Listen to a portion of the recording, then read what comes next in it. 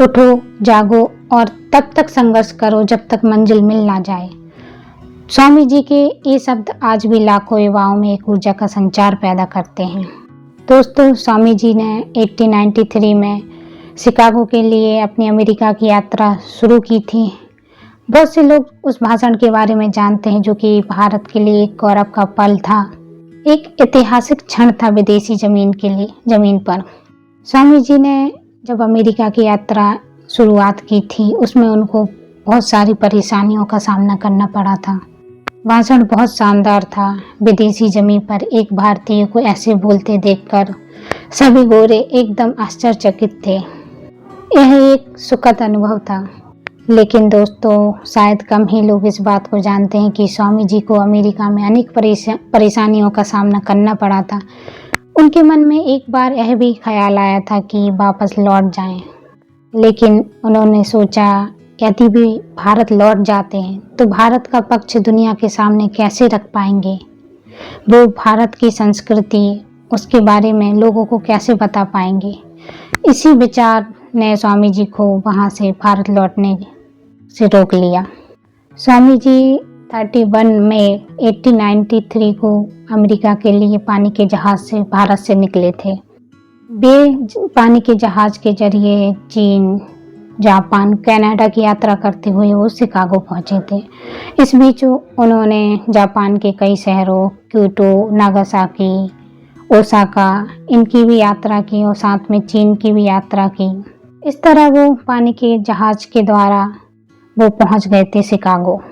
Swami ji Chicago लगभग 5 सप्ताह यानी 1 महीने 11 दिन के लगभग पहले पहुंच गए थे शिकागो। अब स्वामी जी शिकागो पहुंच जाते हैं तो सबसे बड़ी पहली परेशानी होती है कि वहाँ की कड़ाके की ठंड, ऊपर से शहर भी काफ़ी महंगा होता है शिकागो। स्वामी जी खुद लिखते हैं कि वहाँ की ठंड इतनी ज़ोरदार थी कि वो उनकी हड्डियाँ तक गलने लगी थी, और ऊपर से जो स्वामी जी के पास पैसा था वो भी तेज़ी से खर्च हो रहा होता है, क्योंकि वो शहर बहुत ही महंगा होता है। उन्होंने कई रातें यार्ड में खड़ी खाली मालगाड़ियों में सोकर गुजारी। दूसरी परेशानी स्वामी जी की ये थी कि वो गेरुआ कपड़े पहनते थे और वही कपड़े पहनकर वो शिकागो गए थे। वो लिखते हैं कि साथ लाई अजीब चीज़ों का बोझ लेकर मैं कहाँ जाऊँ, कुछ समझ नहीं आ रहा था। उनके गेरुआ कपड़े देखकर बच्चे उनके पीछे भागते थे। कई बार उनको चोर, भिखारी भी समझा गया, लेकिन वो इस बात से घबराए नहीं। और तीसरी परेशानी ये थी कि स्वामी जी शिकागो पहुंच गए थे, विश्व धर्म सम्मेलन में उनको भाषण देना था, पर जो विदेशी लोग थे उनने पुरजोर कोशिश की कि स्वामी जी अपना भाषण ना दे पाएँ।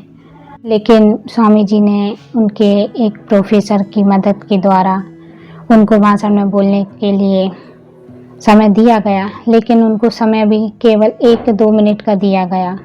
स्वामी जी जब भाषण देते हैं तो उनकी तस्वीर में वो दिखता है कि वो एक अंग्रेजी ओवरकोट पहने हुए हैं। तो इसके पीछे ये राज था कि वहाँ पर इतनी सर्दी थी कि उसका अंदाज़ा उनको भी नहीं था और ना ही उनके दोस्तों को था कि शिकागो में इतनी सर्दी पड़ रही है।